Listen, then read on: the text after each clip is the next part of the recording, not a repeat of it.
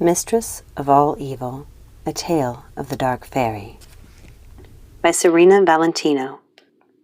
Copyright 2009, Disney Enterprises Incorporated, published by Disney Press.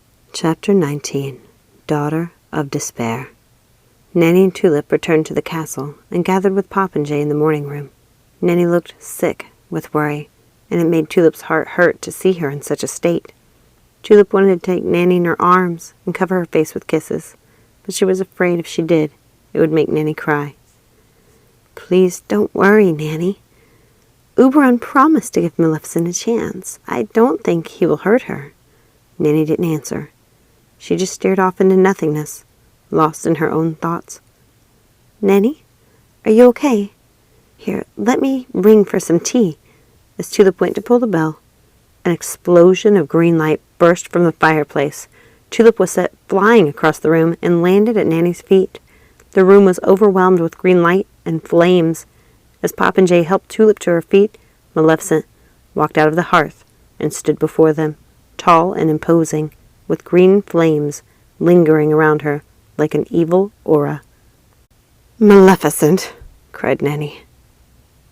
"Well, isn't this quaint? A little gathering. Smaller, but much more distinguished than I would have imagined. I'm sorry I missed the ceremony for the great Sea Queen, but I did see it through the eyes of my crows. It was very touching." Maleficent sneered. Her voice was unmistakable to Nanny. Older, yes, but it was still her daughter's voice. Maleficent was beautiful, as always, her long black robes accented in purple. Her sharp features fit her formidable personality. There was a confidence in Maleficent Nanny hadn't seen when her charge was younger, and the grown fairy emanated an air of power and majesty. She was probably the most striking woman Nanny had ever beheld. But her horns, her beautiful horns, are covered in back rubbings. "Maleficent," Nanny said again. It seemed to Tulip that Nanny was diminished and heartbroken. She looked pale and dwarfed in comparison to the fearsome firestorm of a fairy. "Welcome to my court, Maleficent," Tulip said, trying to give Nanny a minute to compose herself. "Tulip, is it?" "Yes, that's right, Tulip. I'm sorry to hear about your mother, though I can't take credit for her sleeping spell.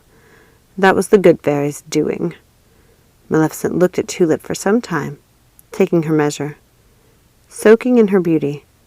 "I always found it astounding how remarkable alike you and Aurora look, considering." "Maleficent, why are you here?" Nanny asked, finding her voice after hearing Maleficent speak to Tulip so flippantly. "Why, to say goodbye to the great sea witch, of course. To show her the respect she deserves," Maleficent smirked.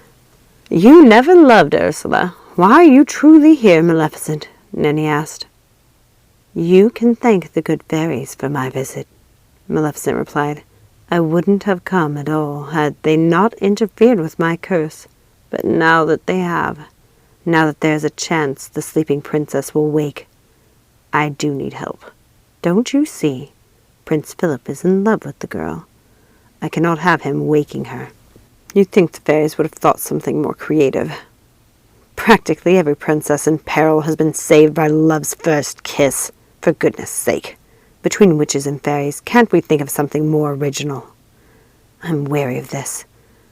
Why must a young girl need a man to save her? Why can't a princess fight for her own life, break her own curse? Why must it always be a prince? By Hades, I want to kill Prince Philip on principle, just so we don't have yet one more prince kissing some helpless sleeping girl, making her feel like she had to marry him out of gratitude. Prince Popinjay cleared his throat. "I wouldn't expect Tulip to marry me just because I saved her. Not that she needs saving by me or anyone else." "Well, aren't you a modern man of the age?" Maleficent taunted the young prince. "But if I recall, it was Ursula and Circe who saved Tulip, not you." "She saved herself," Popinjay said. He puffed out his chest to try to make himself seem larger and more imposing. Maleficent laughed. "If by saving herself you mean jumping off a cliff in an attempt to take her own life because she was heartbroken, only to be saved by witches. Then you are correct, though I will say her story is more original than most. I will give her that. Tulip hated hearing Maleficent speak to Popinjay that way. She wondered if the Dark Fairy had even noticed the Tree Lords standing outside the morning room. She felt pride, knowing they were there to protect her from the horrible fairy. Tulip tried to imagine the Dark Fairy standing before her as a little girl, helpless and afraid, but she couldn't. This woman seemed to be afraid of nothing. Her confidence was astounding. She truly didn't seem to have 1 ounce of fear in her heart. "Why are you really here, Maleficent?" Nanny asked again.